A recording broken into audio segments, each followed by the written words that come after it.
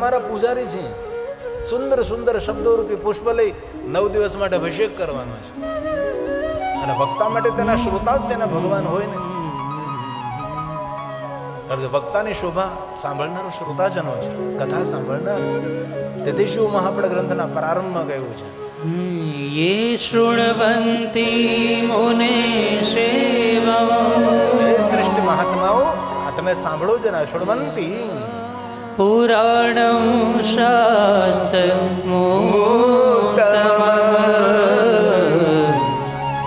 તે મનુષ્યાન મંતવ્ય. મહાપુરુષોનું મંતવ્ય છે. કેવું મંતવ્ય છે?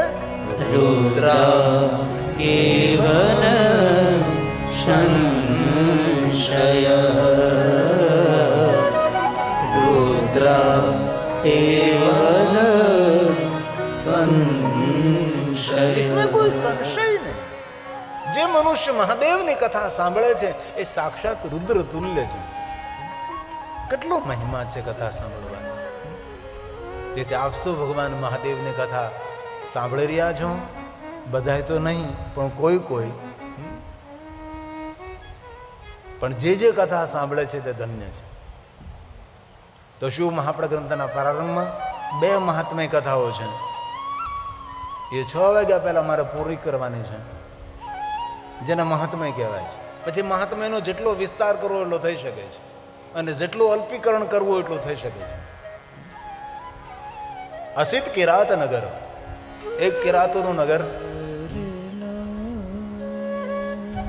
દેવરાજ નામનો એક બ્રાહ્મણ આ નગરમાં નિવાસ કરે છે. બ્રાહ્મણોનું કર્તવ્ય છે ધર્મનો પ્રચાર કરવો, પ્રસાર કરવો, લોકોને સાચો માર્ગદર્શન કરવું, પોતાએ પણ સારા માર્ગે ચાલવું, દરેકને સારા માર્ગો દેખાડવા. આ બ્રાહ્મણ કર્તવ્ય છે. બ્રાહ્મણો જ્ઞાન દુર્બલ, દરિદ્રો રસ વિક્રેતા, દેવ ધર્મ પરામુખા, દેવ ધર્મથી વિમુખ જીવન જીવનાર. આવી કથા કહી છે. એવું ન સમજવું બ્રાહ્મણો માટે જ, કારણ કે બીજી કોઈ જાતિ કે નામ ના લેવાય. તરત હૃદય દુભાય, જ્ઞાતિ દુભાય. તેથી ભગવાન વ્યાસે બસ બ્રાહ્મણને એ કરીને કથાની રચના કરી. જ્યારે ભૂલથી કોઈ નામ લેવાઈ ગયું તો પણ તકલીફ ઊભી થતી રહે. તેથી ભગવાન વ્યાસ બોલે છે,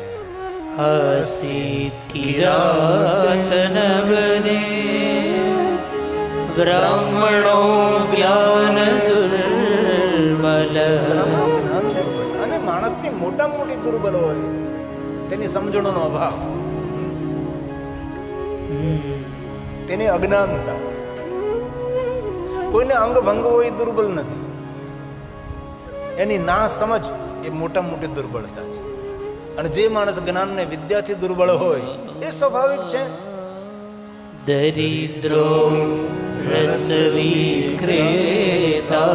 એ દરિદ્ર હતો, રસ વિક્રેતા, રસનો વેપારી હતો, મદિરાનો વેપાર કરતો હતો. દેવ ધર્મ પરામુખ. દેવ ધર્મથી વિમુખ જીવન જીવનારો. દેવ ધર્મ પરામુખ. વૃદ્ધ માતા પિતાની સાથે રહે છે. માતા પિતા પોતાના પુત્રને સમજાવવાનો પ્રયાસ કરે છે, પણ માતા પિતાની વાત માનવા માટે દેવરાજ તૈયાર નથી. ભગવાન મહર્ષિ વેદવ્યાસે તો મર્યાદા છોડીને બધું વર્ણન કર્યું છે, પણ એ આપણે શબ્દોની મર્યાદા ન છોડી શકીએ. શાસ્ત્ર વિરુદ્ધમાં જેટલું કરાતું હોય ને કરી શકાતું ને બોલાતું હોય એટલું બધું કરી રહ્યો છે. આવો આ દેવરાજ. પણ વૃદ્ધ માતા પિતા મહાદેવના પરમ ભક્ત છે. ભગવાન શિવજીની ભક્તિમાં રત રહે છે. પણ વિશેષતા એ છે કે ભગવાનને કોઈ દી ફરિયાદ નથી કરી, અને આપણે તો ફરિયાદ સિવાય બીજું કાંઈ કરતા નથી. ભગવાનને કોઈ દી કહ્યું નથી કે ભગવાન આપે અમને દીકરો આવો આપ્યો, મદિરા પાન કરનારો, જુગાર ખેલનારો, અભક્ષનું ભક્ષણ કરનારો. ભગવાનને બસ એટલું કહે છે, અમારા કોઈ જન્મનો કોઈ અમારું કોઈ કુકર્મ હશે એનું ફળ આ મળ્યું છે. ભગવાનને ફરિયાદ નથી કરી. અને આપણે સૌ ભગવાનને ફરિયાદ કરીએ, યાદ નથી કરતા. વૃદ્ધ માતા પિતા પાસે શીખવાનું છે એટલો દીકરો દુરાચારી છે, એટલો દુષ્ટ દીકરો છે, પાપાચાર કરનારો છે, શાસ્ત્ર વિરુદ્ધમાં જીવન જીવનારો છે, છતાં ભગવાનને કોઈ ફરિયાદ ન કરે. અને ભગવાનને ઉપરથી એમ કહે કે ભગવાન અમારો કોઈ જન્મનું કોઈ એવું કોઈ કર્મ હશે, પાપ કર્મ અમે કર્યું હશે અને એ ફલ સ્વરૂપે અમે ભોગવી રહ્યા છે. પણ માતા પિતા છે, જરૂર પુત્રની ચિંતા થાય છે. અને વર્તમાન યુગની અંદર દરેક મા બાપ પોતાના સંતાનોથી દુઃખી છે. ભલે કોઈ જાહેર ન કરી શકે, બાકી કોઈને કોઈ રીતે ડિસ્ટર્બ થયેલા માતા પિતા છે. અંદર કોઈને કોઈ હૃદયના ખૂણે હર માતા પિતા કોઈને કોઈ રીતે પોતાના સંતાનોથી ચિંતિત છે, દુઃખી છે. ભલે દુઃખ વ્યક્ત ન કરે, એ અલગ બાત હે. અંગત રીતે તમે તેની પાસે બેસો તો તરત વાર્તાલાપ નીકળો. મોટા મોટા ધનપતિઓ એ તો વધારે દુઃખી છે. ઝૂંપડામાં રહેનારા કરતા પણ એ લોકો વધારે ડિસ્ટર્બ થયેલા છે. પણ વિશેષતા એ છે કે ભગવાન મહાદેવની ભક્તિમાં રત રહે છે. ભગવાનને ફરિયાદ નથી કરતા કે ભગવાન તેમને આવો દીકરો શા માટે આપ્યો છે. બસ મહાદેવની ભક્તિમાં નિરંતર પ્રવૃત્ત રહે છે. સમય જવા લાગ્યો, સમય નીકળવા લાગ્યો છે. પુત્રને જરૂર સમજાવવાનો પ્રયાસ કરે છે કે બેટા આ તું જે કરી રહ્યો છે ને દુઃખનો માર્ગ છે, પતનનો માર્ગ છે. મદિરાપાની પતનનો માર્ગ છે, જુગાર રમવો પતનનો માર્ગ છે, અભક્ષનું ભક્ષણ કરવું પતનનો માર્ગ છે. કોઈ પણ પ્રકારનું વ્યસન તમને કોરી ખાય છે.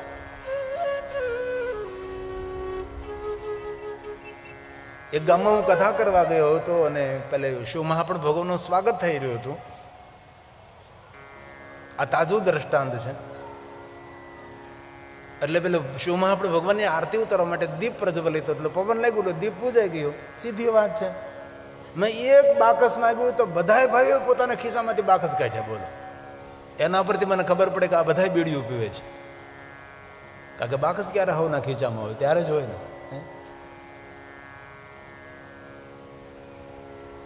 કોઈ પણ પ્રકારનો વ્યસન આપણને કોરી ખાય છે. એ હક પણ ન રાખે. આ વૃદ્ધ માતા પિતા પોતાના દીકરાને બહુ સમજાવે છે. બહુ પ્રેમની ભાષામાં પ્રેમાળ શબ્દોમાં સમજાવે છે. પણ એટલો દુરાચારી દીકરો છે કે મા બાપની વાત માનવા માટે તો તૈયાર નથી, સાંભળવા માટે તૈયાર નથી.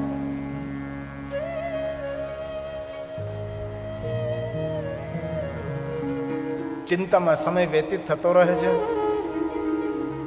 અને મહાદેવની ભક્તિ કરતા કરતા આ વૃદ્ધ માતા પિતાનું મૃત્યુ થાય છે. આ દેવરાજ તો ખૂબ રાજી થયો કે સારું થયું ગયા, હવે કોઈ મને કહેનાર નહીં, રોકનાર નહીં, ટોકનાર નહીં. હવે તો ખુલ્લું મેદાન મળ્યું છે. મોટી મોટી ચોરી કરે, લૂંટફાટ કરે છે, ધન એકત્ર કરે છે. પોતાના જેવા જ પોતાના મિત્રો, કારણ કે કોઈ માણસની ઓળખાણ તેનું સર્કલ છે, તેનું મિત્ર સર્કલ છે, તેની સાથે રહેનારા માણસો તેની ઓળખાણ હોઈ શકે છે. કોઈ દીકરીની સગાઈ કરવી હોય તો જેની સાથે સગાઈ કરવાની હોય એને બહુ પૂછવાની જરૂર નથી. એને કોની કોની સાથે મિત્રતા છે, એના ભાઈબંધો કેવા છે, એના પરથી તેની રૂપરેખા ખબર પડી જાય. એના જેવા તેના મિત્રો બધા જ સાથે બધી મહેફિલો કરે છે, નહીં કરવાનું બધું કરે છે. અહીં તો ભગવાન મહર્ષિ વેદવ્યાસજીની કલમ ચાલે પછી કમાલ કરે.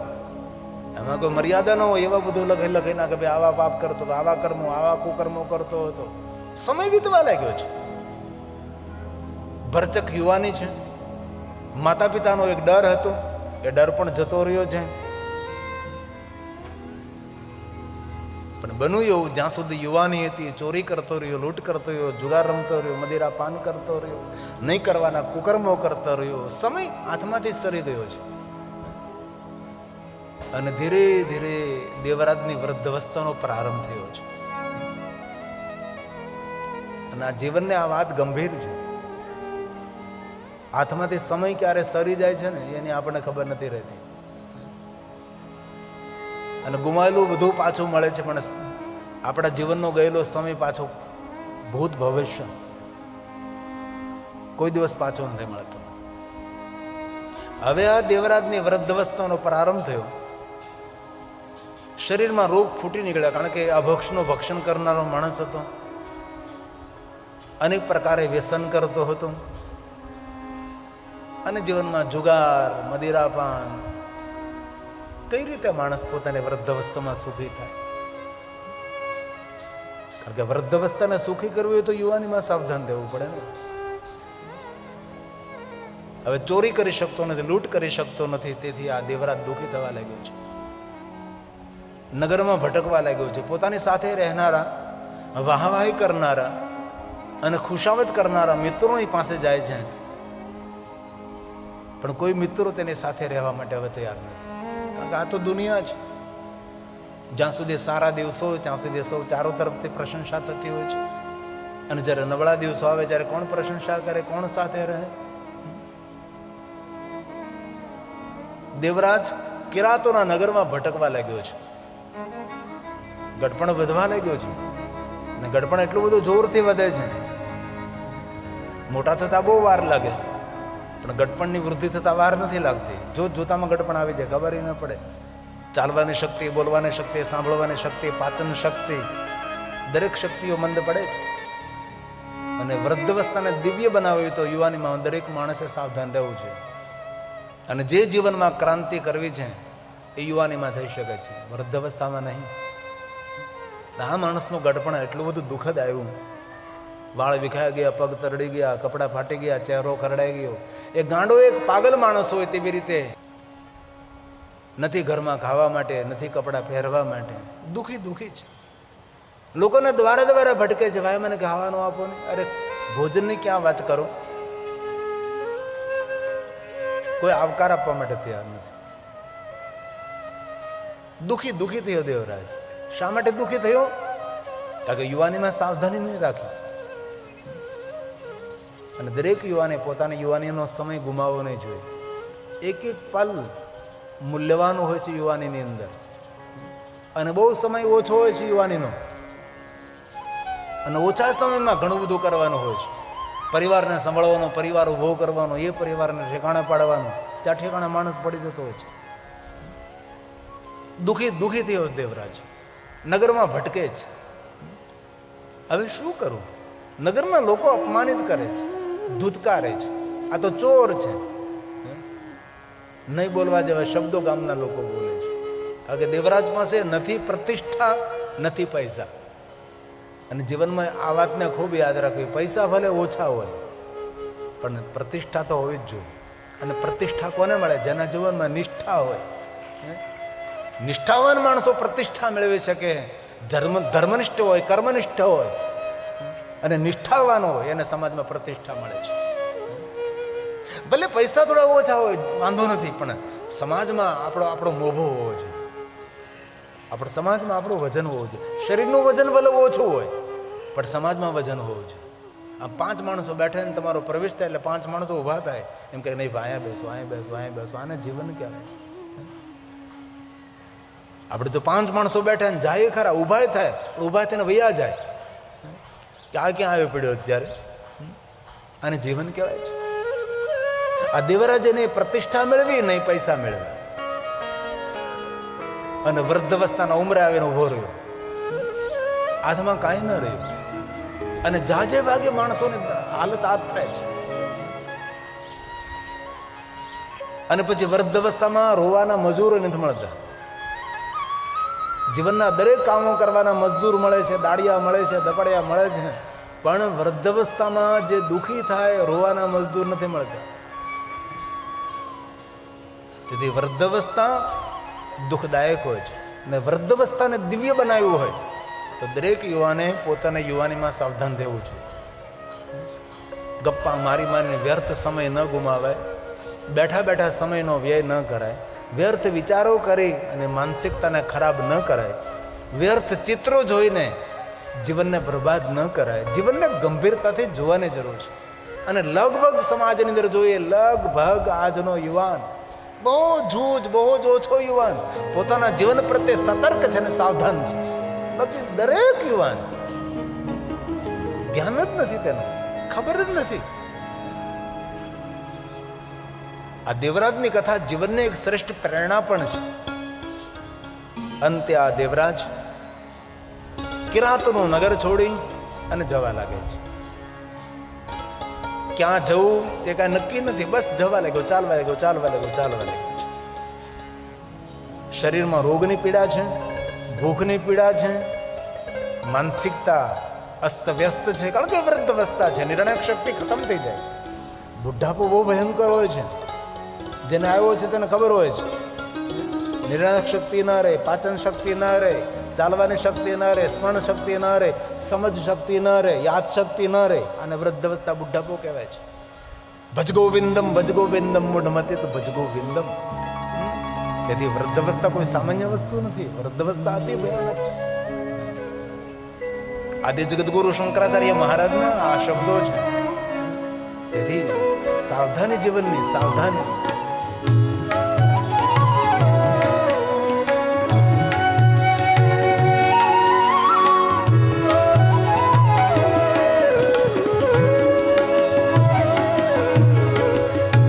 અંગમ ગલિતમ ફલિતમ મુંડમ દશન વિહીનમ જાતમ તુંડમ વૃદ્ધો યાતિ ગૃહીત્વા દંડમ તદપી ન મુંચ ત્યાશાપિંડમ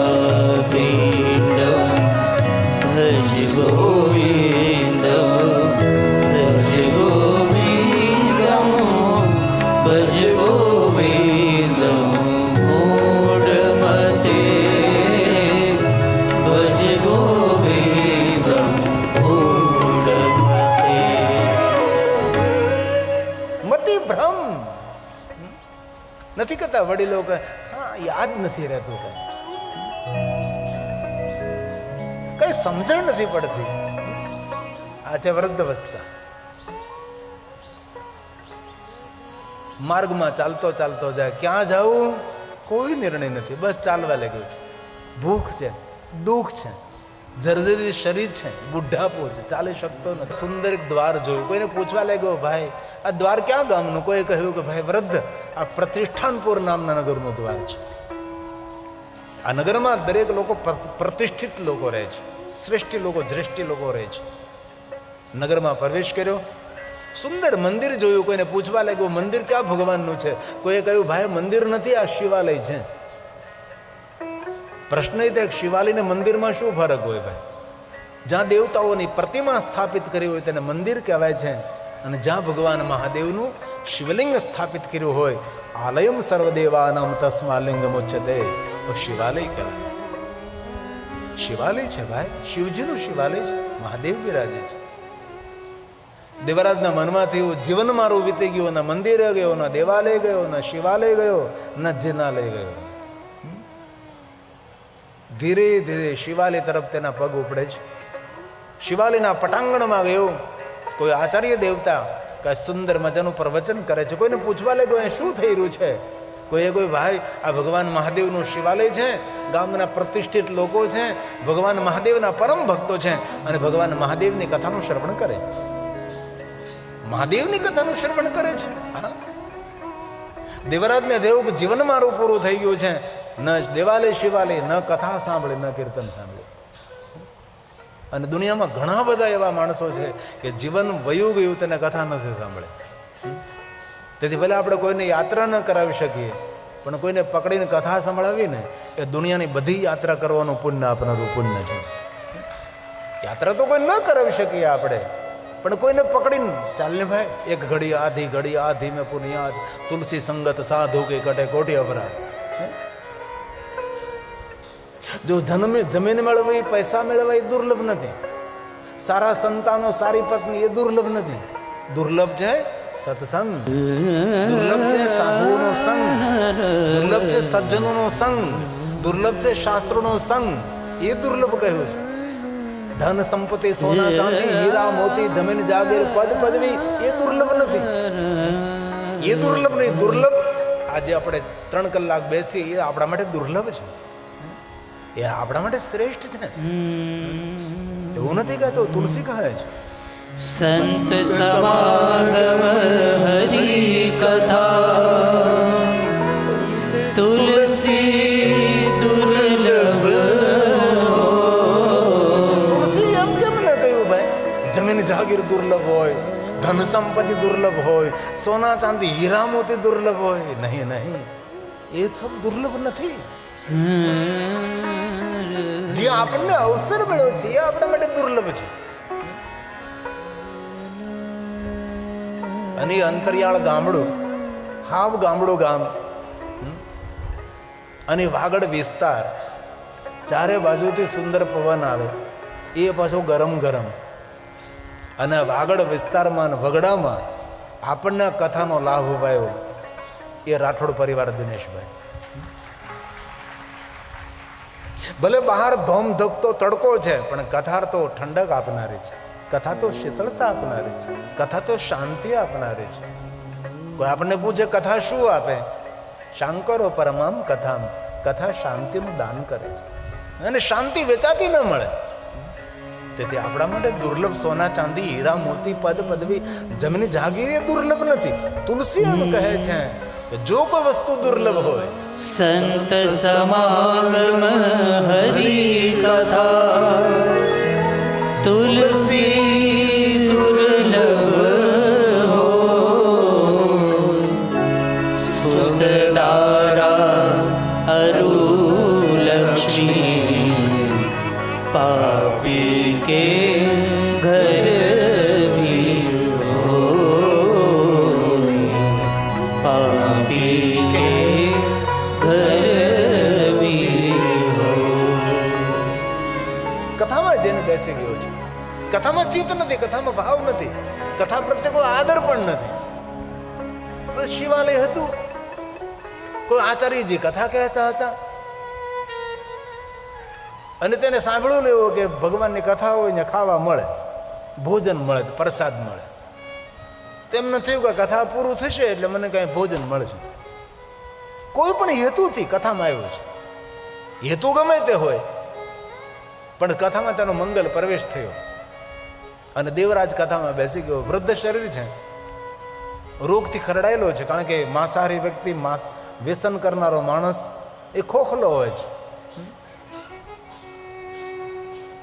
અને બહુ હૃદયથી એક વાત કહું છું, શરીરને જે જરૂર ન હોય એ જઠરાગ્નિમાં નખાય નહીં.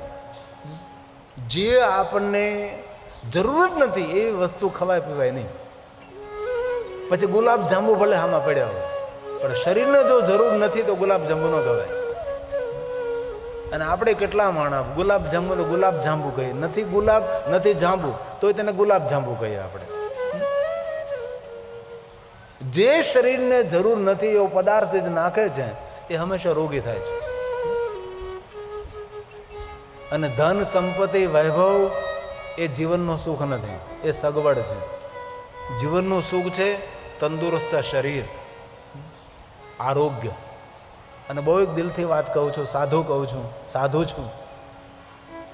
આરોગ્યને જોખમમાં મેળવી, આરોગ્યને જોખમમાં મૂકીને કોઈ દી ધન સંપત્તિ મેળવવી નહીં. બહુ હૃદયની મારી પ્રાર્થના છે. આપણા આરોગ્યને જોખમમાં મૂકી અને સંપત્તિ મેળવવાની દોટ ન મૂકવી. ઘણાએ પોતાના આરોગ્યને જોખમમાં મૂક્યું છે અને સંપત્તિ મેળવી છે. એ સંપત્તિ એ લોકો ભોગવી શકતા નથી. આપણું શ્રેષ્ઠ કોઈ ધન હોય તો આપણું આરોગ્ય છે. અને જીવન જીવવાનું સાધન ધન સંપત્તિ વૈભવ નથી. જીવન જીવવાનું સાધન એ તંદુરસ્ત શરીર છે. અને જે માણસ પોતાના આરોગ્યનું ધ્યાન નથી રાખતો એ ભગવાનનો ગુનેગાર પણ છે. અને જેની પાસે આરોગ્ય નથી એ દુનિયાનો મોટો ભિખારી પણ છે. અને આજે કેટલી દુઃખની વાત છે, 30, 35, 40 વર્ષના છોકરાઓ ગેસ અને એસિડિટીથી પીડાય છે. 40, 42, 45, 50 વર્ષે લોકોને કેન્સર થાય છે. સમાજમાં કેટલી મોટી ભયાનકતા ફેલાઈ રહી છે. તેથી કથાના માધ્યમથી હૃદયની મારી એક પ્રાર્થના છે કે આરોગ્યને જોખમમાં નહીં મૂકવું. મેળવેલું બધું જ વ્યર્થ દેખાશે. અને આજનો માણસ પોતાના આરોગ્યને જોખમમાં મૂકી રહ્યો છે. ફ્રીજનું ઠંડુ પાણી જો ઝેર બરાબર હોય તો ઠંડા પીણા કેટલા ભયંકર હોય. માણસ પીવે છે. આ દેવરાજ પાસે આરોગ્ય નથી, વૃદ્ધ શરીર, રોગથી ખરડાયેલો માણસ, કથામાં ચિત્ત નથી, કથામાં ધ્યાન નથી. ભક્તિ કરવા માટે પણ મનની સુમન હોવું જોઈએ, શ્રેષ્ઠ મન હોવું જોઈએ, તો ભગવાનમાં મન આપણું લાગે.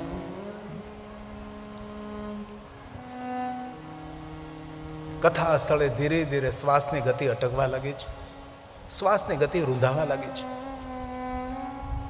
અને જ્યાં શિવાલય હતું, જ્યાં ભગવાનની કથા થતી હતી, દેવરાજનું શરીર શાંત થયું છે. આપણે ભાષામાં મૃત્યુ થયું. સ્થૂળ શરીરની વ્યવસ્થા તો કાં સળગાવી દેવામાં આવે ને કાં દફનાવી દેવામાં આવે, પણ આપણી સ્વયંની વ્યવસ્થા તો આપણા કર્મો પ્રમાણે થતી હોય ને. એકે સારા કર્મો તો કર્યા નહીં હતા દેવરાજે. કોણ આવે લેવા? યમના દૂતો આવ્યા છે, દેવરાજને પકડીને લઈ જવાની તૈયારી કરે છે. અને પહેલા તો કહે છે ઉત્તમ કુળમાં જન્મ મળ્યો, એ તો યાદ ન રાખ્યું. મનુષ્ય જન્મ મળ્યો, દુર્લભો મનુષ્ય દેહો દેહી નામ ક્ષણ ભંગુરા, સાધન ધામ મોક્ષ કર દ્વારા પાય ન જઈ પરલોક સવાર. પરલોકને સાર્થક કરવા માટે અવસર મળ્યો ને અવસર ગુમાવી દીધો. જીવનનું મોટા મોટું ભાગ્ય છે કે મનુષ્ય શરીર મળ્યો છે. કીડા મકોડા પક્ષી પશુ જલચર નભચર બન્યા હોત, આપણી હાલત શું હોત? એટલું સુંદર મનુષ્ય શરીર મળ્યું.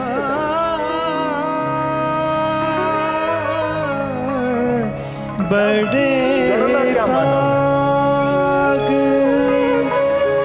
માનુષ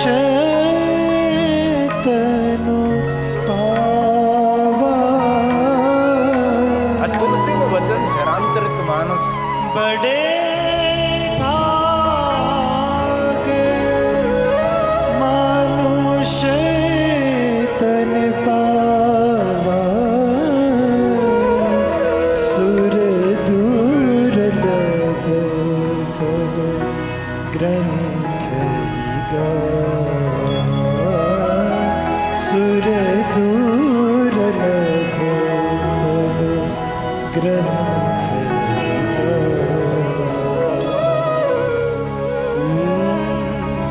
સાધન ધામ મોક્ષ કર દ્વારા, સાધન ધામ મોક્ષ કર દ્વારા, પાઈ ન જેહી પરલોક સવારા, પાઈ ન જેહી પરલોક સવારા. इसीलिए अवसर मिला, लेकिन अवसर हाथ में से चला गया. યમના દૂતો દેવરાજને ઠપકો આપે છે અને કહે છે અમે તમને યમરાજા પાસે લઈ જઈશું. 28 પ્રકારના નરકોની સજા ભોગવવાની છે.